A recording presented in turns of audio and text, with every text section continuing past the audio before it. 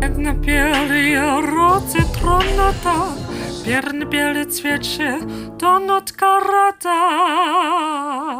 意是不好的时候，好吧，以前好都10多万呢。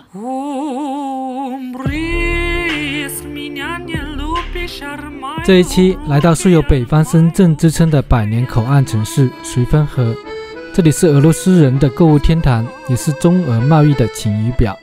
来自中国各地怀揣着财富梦的商人们各显神通，不仅会俄语、收卢布，连商品也都是为俄罗斯人量身定制的加大码。好景气的时候一间铺位月租金就高达10万。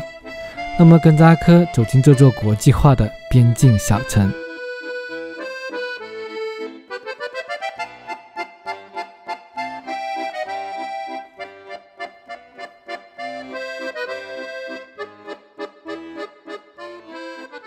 能见度只有5米不到啊！我已经开了远光灯了。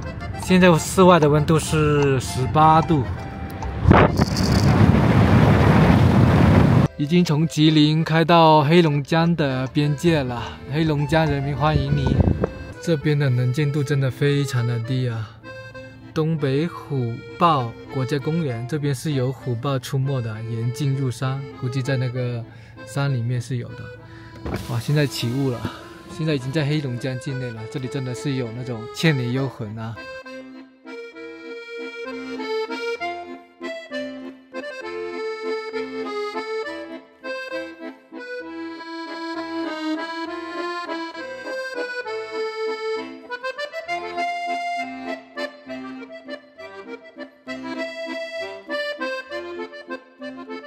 经过4个多小时呢，终于来到了绥芬河市。它呢是一个县级市，是牡丹江市代为管理的。这边呢也是被誉为是东北的深圳啊。虽然人口很少，只有10几万，但这边我们一路开过来看到很多的自贸区。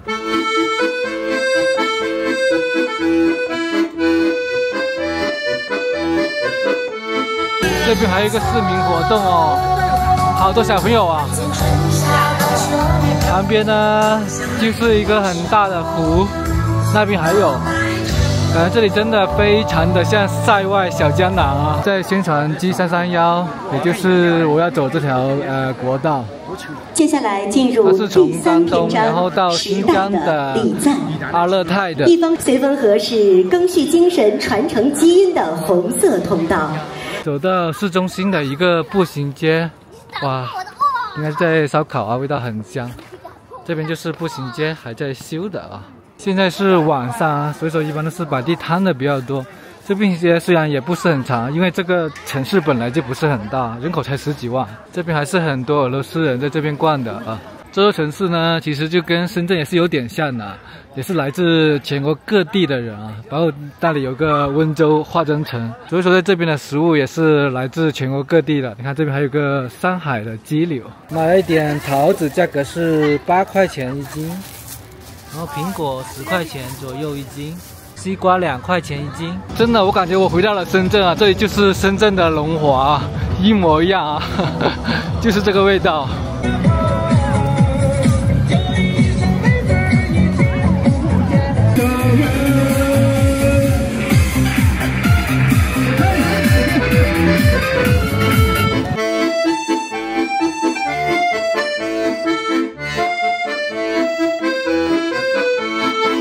在一家俄罗斯餐厅，哇，这个烟熏鱼很好吃，价格才28。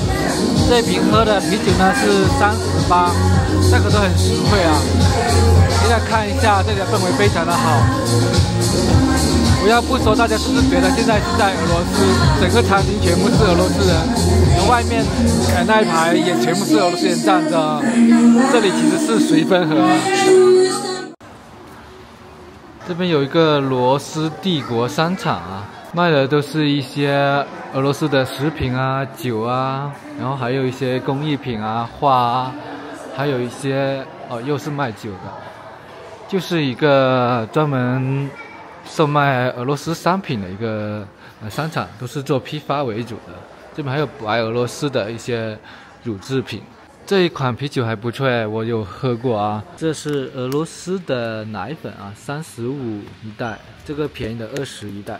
大家都是比较关心油的问题啊，所以说这边也会买些进口油，像这么一大瓶是62，哇，这边真的看到了貂皮还有蓝皮啊，这都是1500一张，刚才问的工作人员都是真的啊，但不知道能不能带回内地。哦，这个才蓝吧，应该是，摸起来这个毛发呢是有点刺手的。点了一个俄罗斯的面包，这一份呢是40，放的是果仁，还有一些葡萄，试一下啊。刚好呢，在商店又买了那个鱼子酱，配着试一下。它这个面包里面这些杏仁啊、核桃啊是很多的，吃起来口感是很丰富的。点了一个红菜汤，价格是20，试一下红菜汤配面包。红菜汤还放了奶酪啊，就很开胃的一个餐前的汤点啊。这里呢离海参崴是很近的，可以看到一条街都是卖海参的。海参崴呢的意思，顾名思义就是产海参的地方。在一个批发商场啊，顾客都是俄罗斯人啊，来这边做中俄贸易的。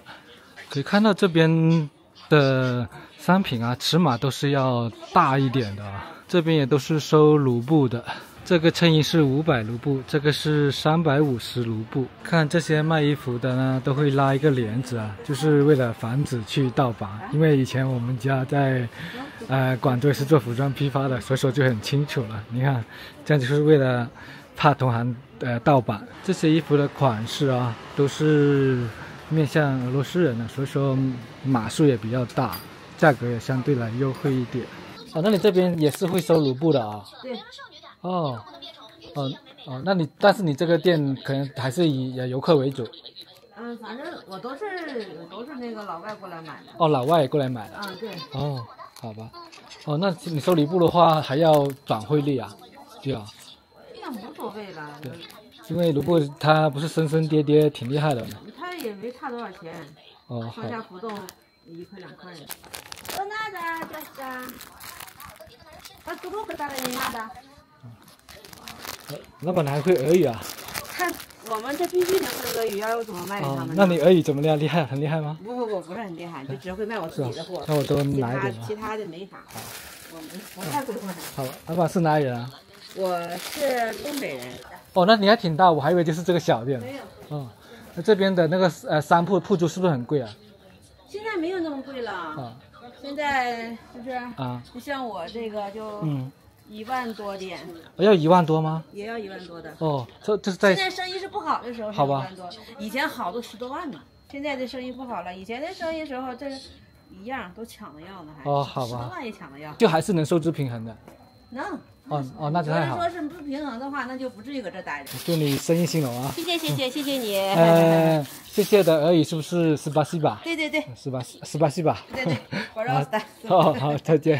再见。这个是叫青柠批发市场，基本上都是俄罗斯人在这边采购的。买了好多小礼品，到时候去俄罗斯采访的时候，然后当礼物送给采访对象的。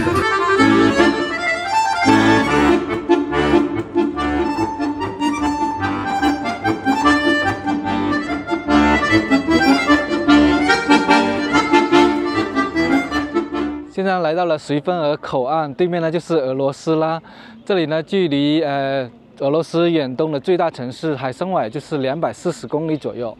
这里呢现在是被建成了一个旅游景点啊，叫国门景区，价格呢是46，是全价票啊。这里呢也是 G10 高速的起点。G10 高速公路呢是从绥芬河然后到满洲里的全程是有1527公里的。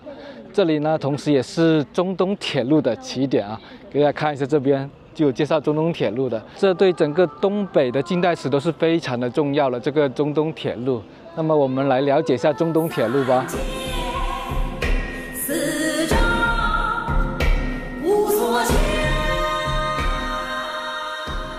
东兴铁路在日俄战争后改为中东铁路，亦为中国东省部铁路。在19世纪末，清朝被迫与沙俄签署《瑷珲条约》《北京条约》等一系列割让领土条约。沙俄远东海军扩充为北太平洋舰队，移驻海参崴。随后沙皇亚历山大三世正式下令修筑西伯利亚大铁路，中中铁路则是其中的支线，是在中俄密约的框架下修筑了2条一纵一横的丁字形铁路，其中一纵为哈尔滨至大连，一横则为从绥芬河经哈尔滨到满洲里，最后接入西伯利亚铁路。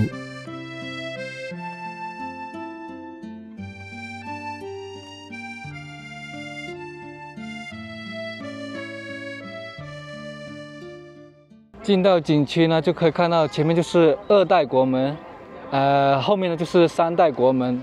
2代国门呢是1990年修建的，然后3代国门是2012年，也是中国最高的国门啊，高度是有51.8米的。东北其实还是挺有那个经商头脑的，每个国门都做成景区。现在阴日里呢，这是第3代国门了。它呢是左右两边都是有那个电梯可以坐上去的。这里还有一个景点叫大国脚印，然后往近看才知道，这是2005年7月，然后前总理朱镕基在这里访问的时候站在这里，然后遗忘第2代国门的脚印啊。所以从这个脚印看，哇，这脚还挺大，起码有个42码、43码吧。现在坐电梯到国门的观光平台，在6楼啊，7楼是这国门最高的地方吧。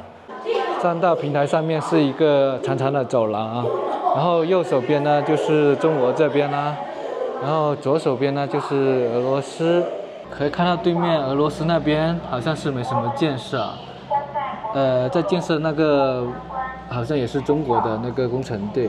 只能上到6楼啊，7楼是办公的地方，去不了。然后那个小朋友想按7楼按不了，然后旁边的一个游客就说：“等你长大了当官就可以了。”这就是普通老百姓的心声啊。我们来看一下1代国门吧，往这边走啊。其实1代国门呢，当时很简易的，就是一个像停车场的那个栅栏而已啊。这里就是1代国门啦，可以看到就是一个停车场那个栅栏啊。就是这个，这里是中国的357界碑，它是2018年才对外开放的，也是公路0公里的起点。这里呢就是那个通关的边境口岸了，可以看到啊，前往俄罗斯的货柜车络绎不绝。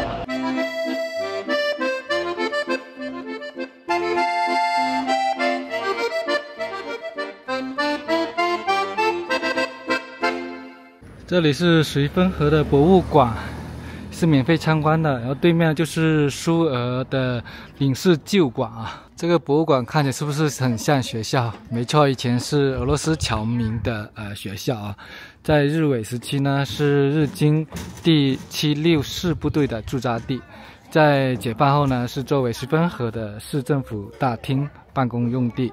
现在呢是作为绥芬河的博物馆啊。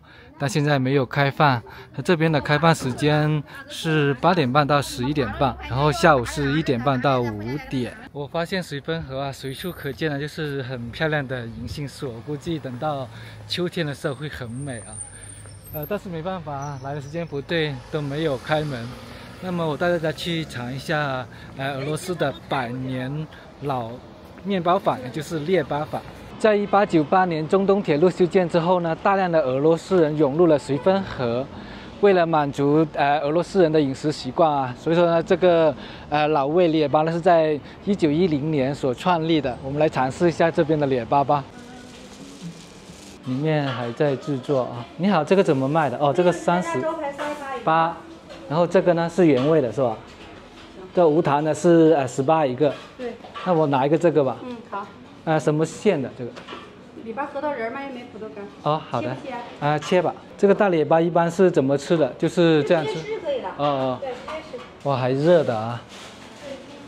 嗯。外皮是酥脆的，里面呢是软软的，然后再裹夹着葡萄干，还有一些杏仁。而且是热的，吃起来真的是跟吃冷的是不一样的，非常的推荐。那么这视频在这里结束啦，在结束之前呢，给大家做一个结束语，但这个结束语呢，可能跟这个视频内容没有多大的关系啊。我想跟大家聊的是，可能大家也发现啊，我这个东北之旅拍的视频呢，内容也不是那么的好啊，口碑也不好，但可能跟我个人有关啊，因为整个在国内旅游啊，带给我那种不同文化、不同习俗的冲击感就没有了。而且呢，很多景点都过于同质化了，所以说我也提不起兴趣来拍摄。所以说呢，我就有点想提前结束东北之旅了，就不去到满洲里了。包括之后去蒙古、俄罗斯、欧洲，我也不是那么的期待，可能也会很快结束。之后呢，就会去南美了啊，回到心心念念的南美啊。也有些观众然后就会很赞美我说我就是4年多在路上都能坚持下来。其实我跟大家一样啊，只是我在做自己喜欢的事情才能坚持下来。如果不喜欢的话，我也坚持不了。包括这边的东北之行，我也没有坚持下来。那么有可能这一期视频呢，就是东北之行的最后一期视频了。